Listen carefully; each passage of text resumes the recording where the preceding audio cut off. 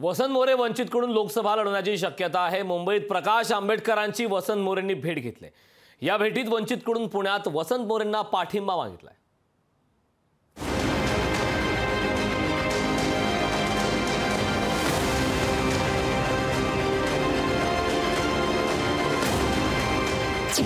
लोकसभेच्या उमेदवारीसाठी वसंत मोरे वंचितच्या संपर्कात।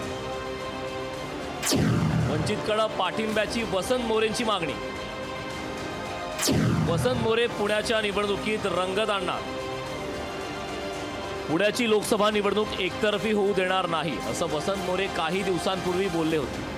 त्यांचं ते वक्तव्य बहुतेक खरं ठरण्याची शक्यता आहे। वसंत मोरे यांनी वंचित बहुजन आघाडीकडे पाठिंबा मागितला। वसंत मोरेंनी अपक्ष लढणार असल्याचं यापूर्वी जाहीर केलं होतं। आज वसंत मोरेंनी मुंबईतल्या राजगृह निवासस्थानी प्रकाश आंबेडकर यांची भेट घेऊन या संदर्भात चर्चा केली।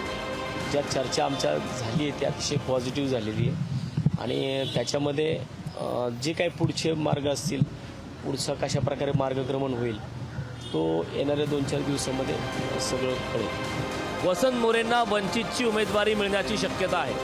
प्रकाश आंबेडकर यांनीही वसंत मोरेंबाबत सकारात्मक असल्याचं सांगितलं। या 2-3 दिवसांनंतर आपल्याला महाराष्ट्रामधलं काय काय समीकरण, कशा कशा पद्धतीचं समीकरण आहे हे आपल्या समोर येईल असं मी फक्त आपल्या समोर सांगतो। आजची चर्चा ही त्यातलाच एक भाग होता असं तुम्ही समजायला हरकत नाही। 2019च्या लोकसभा निवडणुकीत पुणे लोकसभा मतदारसंघात वंचितनं 64,000 मतं घेतली होती। वसंत मोरे त्यांच्याकडे 1,00,000 ते 2,00,000 मतं असल्याचा दावा करतायत। या मतांची गोळाबेरीज केल्यास वसंत मोरे पुण्याचे खासदार कोण हे नक्कीच ठरवू शकतात अशी सध्या परिस्थिती आहे। वंचितसह वसंत मोरेंनी पुणे लोकसभेच्या रिंगणात एंट्री केल्यास प्रस्थापितांना घाम फोडणार हे मात्र नक्की।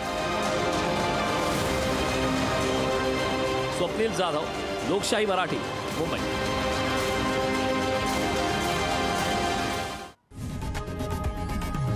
लोकशाही मराठी ऐका, पहा, जागरूक रहा।